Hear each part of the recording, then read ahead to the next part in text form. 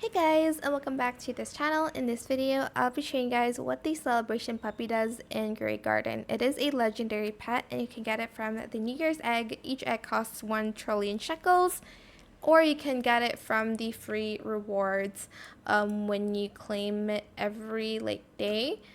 Basically, it occasionally has chance to dig up a random New Year's themed cosmetic. I think this one's like my favorite pet they have so far. It's just so cute, like the design and the colors.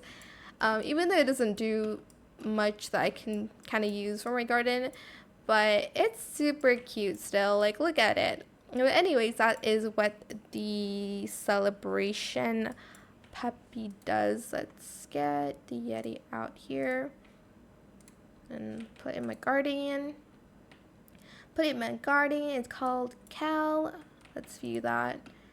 See, it just says every 3 minutes, 10% chance to dig up a random New Year cosmetic. That is it for this video.